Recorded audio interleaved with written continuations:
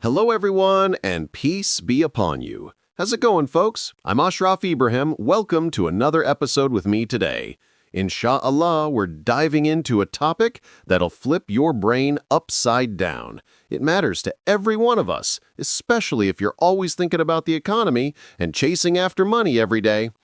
Today's chat is about why don't countries just print money to pay off their debts and make us all rich?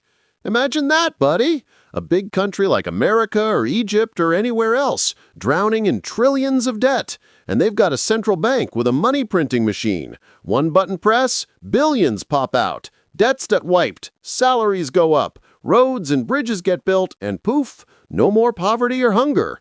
But why don't they do it? That's the question that pops into everyone's head, especially when we see news about debts growing like a monster and people complaining about skyrocketing prices. Let's unpack this economic puzzle together, figure out the truth behind this seemingly easy idea, and see if it's really a magic fix or a ticking time bomb that could blow up the whole economy. All right, let's jump in. May this episode be fun and helpful and make you think twice before saying, just print money and done. But before we start, if this is your first time here, hit that subscribe button and turn on notifications so you don't miss a thing. And if you've got questions or comments, drop them in the comments below. We'll reply ASAP. Cool? Let's get into it. Why does this idea sound so tempting? To crack this riddle from the start, we gotta understand what makes people think printing money is an easy fix.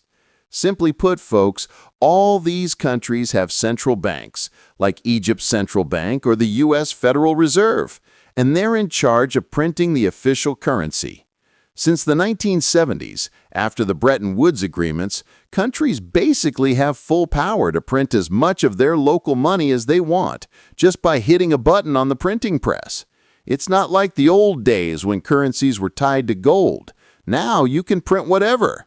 So people say, if that's the case, why doesn't the government print money to pay off billions in debt or fund budget deficits, boost salaries, fix unemployment, build big national projects like roads, bridges, power plants, and water stations? Picture this, buddy. If the government printed 100 billion pounds, split it among the people, everyone gets a share, and boom, poverty's gone. And for foreign debts, print dollars or euros and call it a day. But the truth is, countries don't do this, and it's not because they're dumb or scared of international banks. It's because of a core economic rule that would wreck everything if they tried. And that's what leads us to this simple story that'll make it crystal clear. All right, let's tell a quick story to see why printing isn't the answer. Imagine a tiny country made up of just 3 people, Ahmed, Manar, and Saeed. That's the whole population, and their economy is super basic. Ahmed has 1 pound, Manar is a bit richer with 2 pounds, and Saeed, the big shot, has 3 pounds. Total cash, 6 pounds. Now, this country only produces one thing, bread loaves, and their production power is limited, just 6 loaves a year, no more. So all their resources make those 6 loaves, and if they spend all their money on them, what happens? The price of 1 loaf is 1 pound, because 6 pounds for 6 loaves equals 1 pound per loaf. But one day, luck strikes. They find an old money printing machine in the street. Ahmed prints an extra pound, so now he has 2. Manar prints 2, ending up with 4. Saeed, the rich guy, prints 3, hitting 6 pounds. Total cash now, 12 pounds. But guess what, folks? The number of bread loaves available is still just 6. Printing didn't boost production, it just pumped up their spending power. When they go to buy those 6 loaves with 12 pounds, what happens? The price of a loaf jumps to 2 pounds. Demand shot up, supply stayed the same. The 3 folks buy the same amount of bread even though their money's worth less, but prices skyrocketed. So what did printing money do? It caused inflation, making everything more expensive. Here's the simple law of supply and demand at work. Too much money in people's hands, chasing limited goods, they compete, and prices rise. Money itself has no value. Its worth is what it buys in goods and services. Like, if you're hungry and there's one pizza in front of you, split it in half or quarters, it's still the same pizza, won't fill you up. The only way to get full is to make another pizza. Increase production. That's what grows an economy, not random printing. Now let's look at real history stories to see what happens when countries print too much. If we rewind time a bit, you'll see this idea isn't new, and every time they tried it, it ended in disaster. First story, Germany after World War I in 1921. Germany lost the war and had to pay reparations to the Allies, about $33 billion, an insane amount back then. They didn't have enough resources, and the payments had to be in hard currency, like US dollars. So what did they do? They started printing marks like crazy to exchange for dollars and pay the debts. The result? Hyperinflation, or runaway inflation. Prices exploded out of control and the currency became worthless. Before the war, in 1914, a dollar was worth about 4 marks. By early 1922, it hit 300 marks. And in November 1923, $1 equaled over 4 trillion marks. Imagine, folks, kids were making paper airplanes out of cash to play with. When you went shopping, you had to haul money in a wheelbarrow, and thieves would steal the wheelbarrow and dump the cash. Housewives stuffed banknotes into stoves to cook because it was cheaper than firewood. In restaurants, the waiter would come out every half hour announcing new prices. Chicken and rice plate up from 50,000 marks to 130,000 marks. Picture sitting there eating, and suddenly your meal costs more. In the end, they went back to bartering, trading goods without money, and the economy totally collapsed. The lesson? Printing money without more production equals inflation that eats everything. Second story, more recent, Zimbabwe in 2008. President Robert Mugabe told the central bank, "Fire up the printer, we've got big expenses and need cash." The government cranked out Zimbabwean dollars to fund spending and pay debts. Result? Another hyperinflation nightmare. Prices rose over 70 billion% in November 2008, meaning if you bought a pen for $1 Zimbabwean dollar, a year later it cost 70 billion. $1 US dollar equaled 2.6 billion Zim dollars. Going to buy an egg at the supermarket? 30 billion Zim dollars.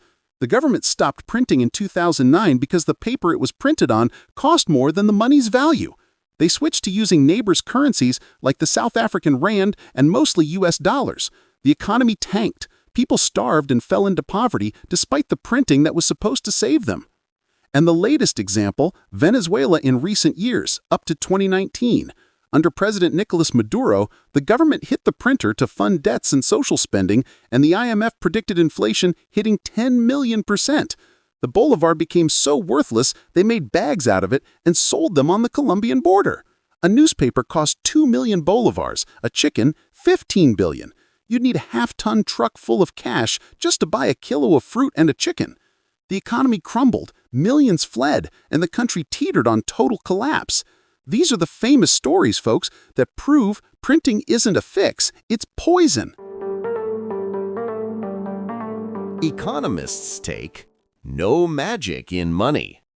On the flip side, economists and governments say printing isn't the answer, and they base it on basic economic rules. The demand for currency matches the supply of goods and services the economy produces. Print extra without growth, and you get inflation. The value crashes. The right path to wealth is boosting economic growth, building factories, improving education, encouraging investment, creating jobs, and bettering lives. That's how advanced economies like America or Germany work today.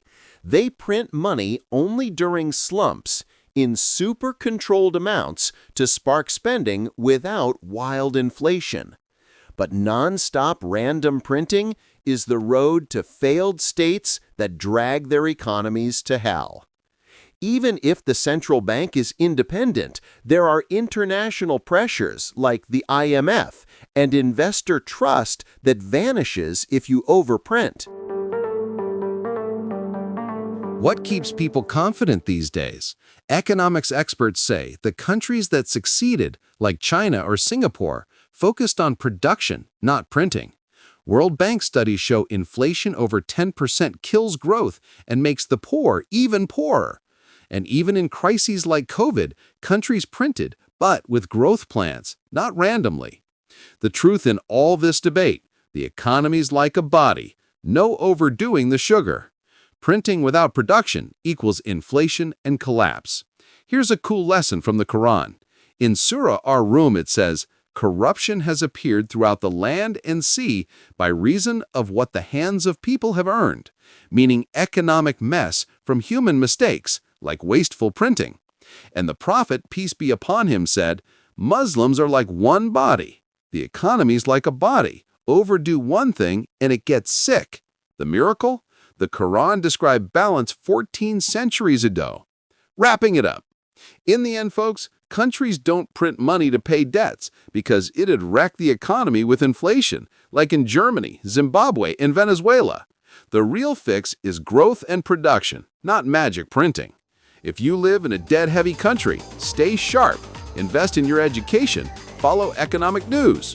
Got a question about a specific example or how to protect your cash from inflation? Drop it in the comments and we'll cover it in future episodes. All right, see you next time. Don't forget, subscribe and hit the bell. Peace.